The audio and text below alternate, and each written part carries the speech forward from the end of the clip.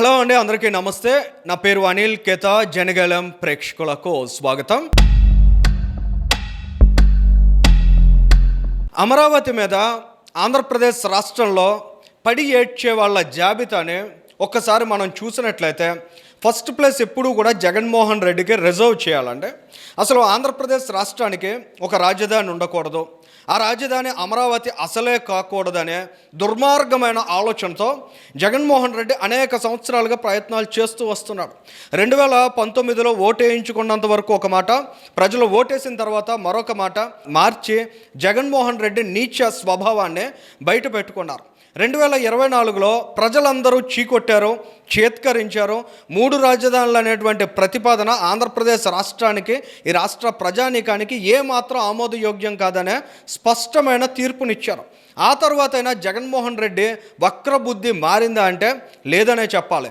కుక్కతోక వంకర అన్నట్లు జగన్మోహన్ రెడ్డి తాలూకా స్వభావం ఇవాళకి ఆంధ్రప్రదేశ్ రాష్ట్రాన్ని ఏ విధంగా అయినా విచ్ఛిన్నం చేయాలనేటువంటి లక్ష్యంతోనే ముందుకు సాగుతోంది.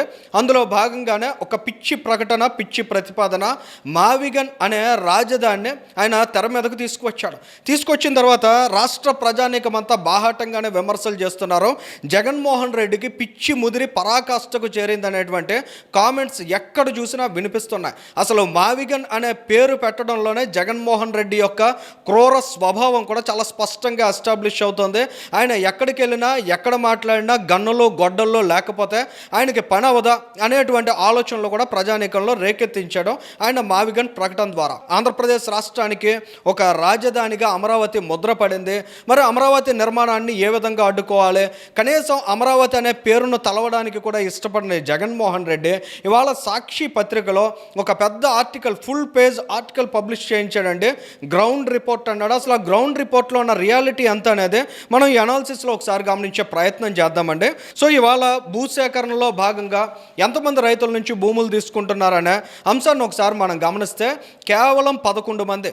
11 అనేటువంటి ఫిగర్ జగన్మోహన్ రెడ్డి గారికి బాగా అచ్చొచ్చినట్లుంది. ఎన్నికల నుంచి మొదలు పెడితే ఆయన వాళ్ళు చేసేటువంటి దుష్ప్రచారం వరకు కూడా 11 మందే మిగులుతున్నారు. ఇవాళ వేల మంది రైతులు ముందుకు వచ్చి తమ భూముల్ని త్యాగం చేశారు. ఆంధ్రప్రదేశ్ రాష్ట్రానికి ఒక రాజధాని ఉండాలనుకున్నారు. జగన్మోహన్ రెడ్డి నడిపిన ఒక కర్కశ ప్రభుత్వంతో 5 సంవత్సరాల పాటు అలుపెరుగని పోరాటం చేశారు. ఎట్టకేలకు అమరావతిని కాపాడుకున్నారు. ఇవాళ 11 మంది ప్రయోజనాలు కాపాడడానికి జగన్మోహన్ రెడ్డి ఉద్యమాలు చేస్తాడంట. ఆంధ్రప్రదేశ్ రాష్ట్రంలో రాష్ట్ర ముఖ్యమంత్రి చంద్రబాబు నాయుడు గారు ఏం చేస్తున్నారంటూ అనేక ప్రశ్నలు ఆయన లేవనెత్తారు. సరే, ఆ 11 మందికి సంబంధించి అయినా ఆంధ్రప్రదేశ్ రాష్ట్ర ప్రభుత్వం ఏమైనా తప్పు చేస్తోందా, ఆంధ్రప్రదేశ్ రాష్ట్ర ప్రభుత్వం నిజంగా బలవంతపు భూసేకరణ దిశగా అడుగులు వేసిందా, ఆ అంశాన్ని ఒకసారి మనం గమనించినట్లయితే చాలా స్పష్టంగా అధికారులు కావచ్చు, మంత్రి నారాయణ గారు కావచ్చు అనేక సందర్భాల్లో రైతులతో చర్చలు జరిపారు. మీకు ఇక్కడ ఒక ఇమేజ్ స్లైడ్ చేస్తున్నా, ఒకసారి దాన్ని మీరు అబ్జర్వ్ చేసినట్లయితే ఆ ఇమేజ్లో ఎక్కడైతే రెడ్ మార్క్స్ ఉన్నాయో ఆ రెడ్ మార్క్స్ ఉన్నటువంటి చోట రైతులు ఎవరైతే ముందుకు వచ్చి భూములు ఇవ్వడానికి ఇష్టపడలేదో ఆయా రైతుల నుంచి వాళ్ళ భూసేకరణ జరుపుతున్నారు. అసలు ఎందుకు ఈ భూసేకరణ జరుపుతున్నారంటే సీడ్ యాక్సెస్ రోడ్ ఇవాళ అమరావతి నగరానికి చేరుకోవడానికి రాజమార్గం లాంటిది.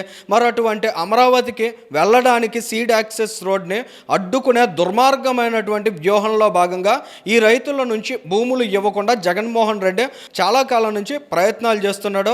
అందులో భాగంగానే వాటిని వాళ్ళు హోల్డ్ చేసి పెట్టుకున్నారు.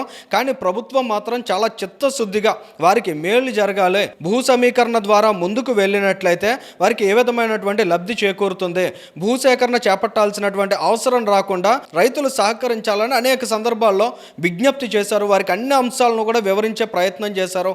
వాళ్ళు న్యాయపరమైన పోరాటం చేస్తున్నప్పుడు కూడా రాష్ట్ర ప్రభుత్వం వారికి అవకాశాన్ని ఇచ్చింది. కానీ చివరికి కోర్టు తీర్పునకు లోబడి భూసేకరణ దిశగా అడుగులు వేసింది. భూసేకరణ అవార్డు పాస్ అవ్వడానికి ముందు కూడా భూ సమీకరణ ద్వారా భూములు అందజేయాలని పదే అధికారులు, మంత్రి నారాయణ గారు కూడా విజ్ఞప్తి చేశారు. కానీ వాళ్ళు ఎక్కడా కూడా లెక్క పెట్టలేదు.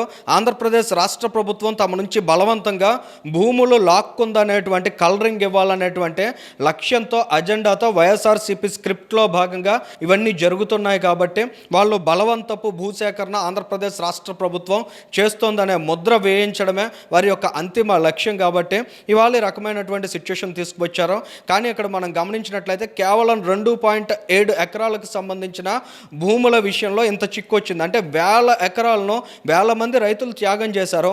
కానీ 2.7 ఎకరాల దగ్గర ఈ ప్రాసెస్ అంతటినీ కూడా అడ్డుకుంటామనేటువంటి మూర్ఖమైనటువంటి ప్రయత్నం చేయడం ద్వారా వాళ్ళ భూసేకరణ దిశగా ఆంధ్రప్రదేశ్ రాష్ట్ర ప్రభుత్వం అడుగులు వేయాల్సినటువంటి పరిస్థితి వచ్చింది. వారికి ఇవ్వాల్సినటువంటి నష్టపరిహారం 7,14,00,000 రూపాయలకే సంబంధించినటువంటి చెక్కుల్ని అధికారులు వారికి అందజేసేటువంటి ప్రయత్నం చేసినా వారు దాన్ని నిరాకరించారు. ప్రస్తుతం అధికారులు ఆ 7,14,00,000 రూపాయలకు సంబంధించిన చెక్స్ని ట్రైబ్యునల్లో హ్యాండ్ ఓవర్ చేసేటువంటి ప్రక్రియను ముందుకు తీసుకువెళ్తున్నారు. ఏది ఏమైనా జగన్మోహన్ రెడ్డి అమరావతిని అడ్డుకోవడానికి ఎంత దుర్మార్గమైనటువంటి స్వభావంతో ఉన్నారనేది మాత్రం చాలా స్పష్టంగా తేటతెల్లమవుతుంది. కూటమి ప్రభుత్వం ఈ తరహాలో కఠిన వైఖరి అవలంబించకపోతే జగన్మోహన్ రెడ్డి లాంటి దుర్మార్గ స్వభావం కలిగిన నాయకులను తట్టుకుని ఆంధ్రప్రదేశ్ రాష్ట్రానికి ఒక రాజధాని నిర్మించడం అనేది ఏమాత్రం సాధ్యం కాదనేది కూడా ఖచ్చితంగా ఆంధ్రప్రదేశ్ రాష్ట్ర ప్రజానీకం అంతా అర్థం చేసుకోవాల్సిన అవసరం ఉంది. ఈ వీడియోకి సంబంధించి మీ అభిప్రాయాన్ని కూడా కామెంట్ చేయండి.